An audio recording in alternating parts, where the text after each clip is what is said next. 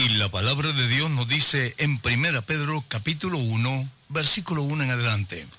Simón Pedro, siervo y apóstol de Jesucristo, a los que habéis alcanzado por la justicia de nuestro Dios y Salvador Jesucristo, una igualmente preciosa que la nuestra.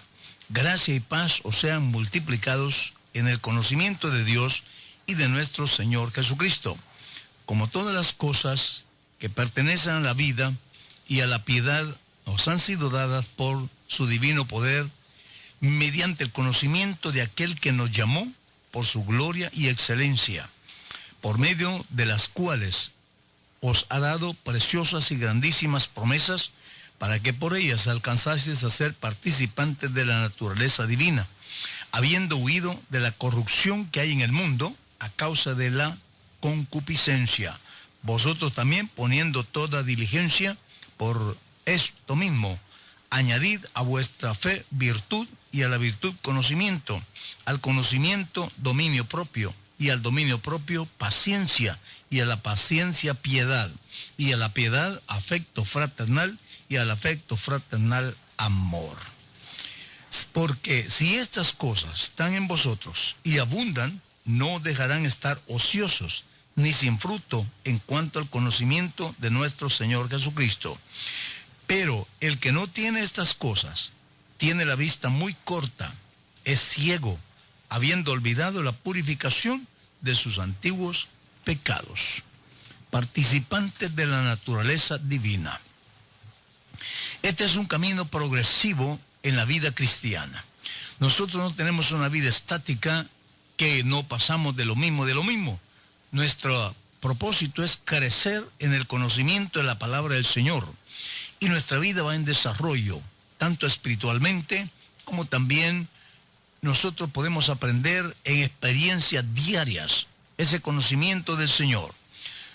Si no, es un milagro que habiendo nacido en una simiente pecaminosa y también en una naturaleza pecaminosa, ahora seamos participantes de la naturaleza divina.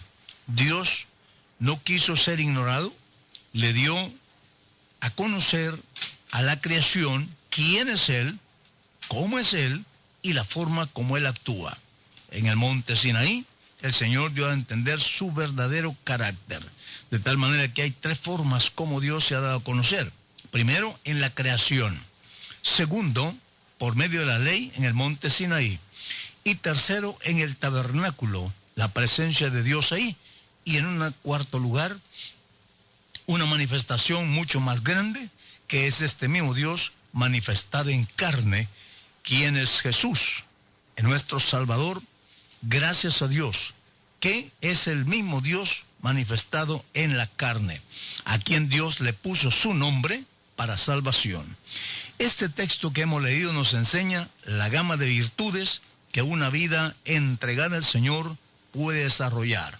A pesar de tener todavía la naturaleza humana, Dios nos ha dado esta bendición: fe, virtud, conocimiento, dominio propio, paciencia, piedad, afecto fraternal y amor.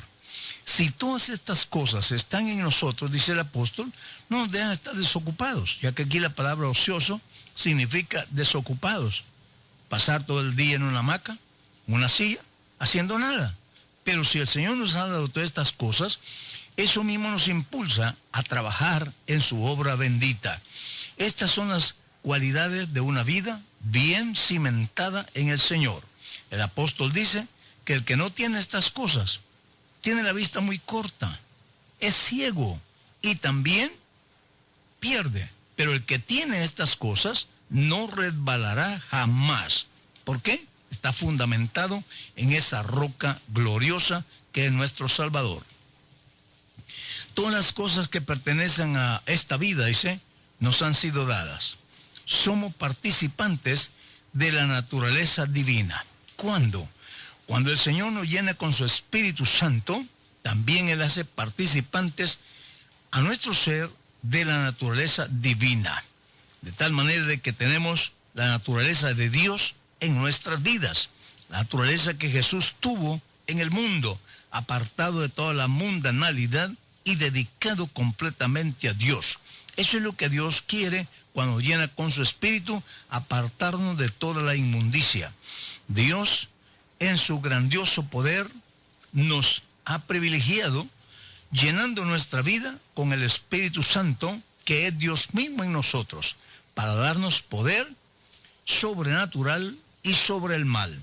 De manera que una persona que ha recibido el Espíritu Santo tiene victoria en Jesús.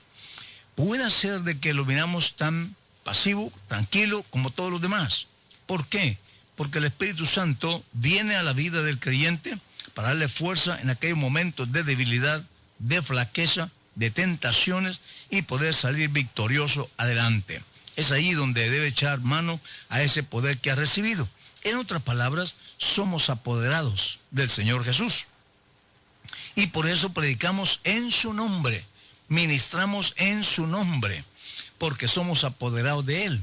Como dice 2 Corintios 5, 19 y 20. Dice que Dios está llamando a este mundo a ponerse a cuentas con Él por medio nuestro, como si Dios mismo está rogando al mundo cuando nosotros predicamos el mensaje. ¿Por qué? Porque somos apoderados del Señor y hablamos en su nombre.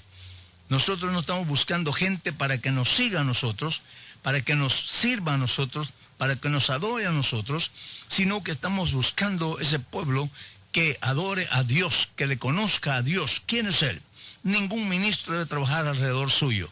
Todo debe hacerlo para la gloria del Señor y debe llevar a la gente a Jesús, así como hizo el apóstol Pedro.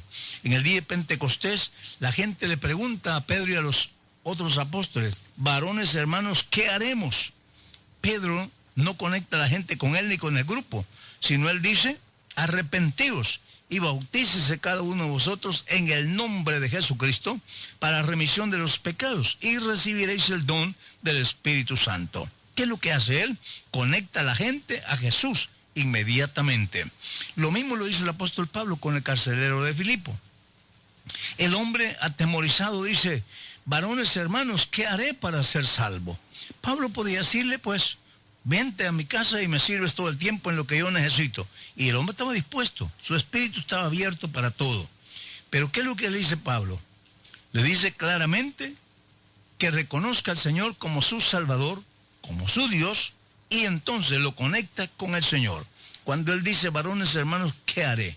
¿Qué haré para ser salvo? Y el apóstol inmediatamente le dice qué es lo que tiene que hacer, conectándolo con el Señor. Por tanto, diríamos que cuando el Señor nos llena con su Espíritu Santo, es lo último que Dios puede hacer en nuestro favor. Si usted ha recibido el Espíritu Santo y todavía anda con lloriqueos, con debilidades, y hablando de debilidades, hablando torpezas, realmente, ¿qué más puede hacer Dios por usted? Sinceramente, ya no. Dios lo ha llenado con el Espíritu Santo para darle poder, fuerza, para enfrentar las dificultades. Una persona donde vive el Espíritu Santo no echa atrás por nada y crea la palabra de Dios. Los que alguna vez lo recibieron, pero no está viviendo en ellos, estos a veces, sí, son opuestos a la palabra, contra la palabra, y no están dispuestos a obedecer ni a someterse a una autoridad ni a Dios. Pero los que todavía su espíritu vive en ellos, no solamente lo recibieron históricamente una vez, sino también ahora son morada del Espíritu Santo, es gente dócil, gente amable, gente sencilla, que obedece la palabra del Señor porque tiene ese toque divino en su vida. Dios no nos da una vida de miseria, sino una vida abundante, una vida de abundancia en el Señor. Nadie se anda quejando que yo mejor me quisiera morir, que yo no quiero, porque no quiere servir, por eso quiere morirse. Cuando ve que haya bastantes cosas que hacer, mejor quiere morirse por no hacerlas. Yo le digo, hermano, si usted ha recibido el Espíritu Santo, tiene vida en abundancia, tiene ánimo de vivir, tiene ánimo de hacer algo, tiene ánimo de involucrarse en la obra del Señor. Y dice el apóstol, nos ha dado preciosas y grandísimas promesas. Mire aquí el aumentativo, que no solamente nos ha dado grandes promesas, sino grandísimas promesas. ¿Cuáles pueden ser las promesas más grandes? Sino las que nos ha dado el Señor, esas que hemos recibido. El mundo vive en calamidad, por no apropiarse de las promesas escritas en la palabra de Dios y con lo que Dios ha prometido. Por eso mismo se matan, mueren, toman tantas drogas para poder vivir, porque viven una vida precaria, una vida que no es vida. Si ellos mismos dicen que no es vida la que están viviendo, ¿por qué? Es una existencia nada más. Pero cuando arrimamos esa existencia a la vida que es Dios, somos fuertes, poderosos y con ánimo de seguir adelante, porque hemos hallado la razón de vivir. Si permanecemos fieles al Señor, el llamamiento que Él nos hizo, y cuidamos lo que Él nos ha dado, somos creyentes victoriosos, somos creyentes positivos, que siempre estamos sacando aún de las aparentes derrotas victorias. No se queda complejado por nada, sino siempre está adelante. Tiene algún problema serio, sabe que ahí Dios se va a glorificar. Como hacían los judíos, encontramos luchas y batallas en la vida, dice, una canción más para el Señor, porque sabe que cuando sale adelante tiene gratitud, tiene alegría, tiene gozo después de pasar por un momento difícil. Tenemos generosas y amplia entrada al reino eterno del Señor Jesucristo. Yo creo que si nos hubiéramos dado cuenta de tanto que se sufre a veces, las batallas que se tienen en la vida, no hubiéramos empezado. Y si supiéramos que no íbamos a llegar al final, ¿para qué empezar?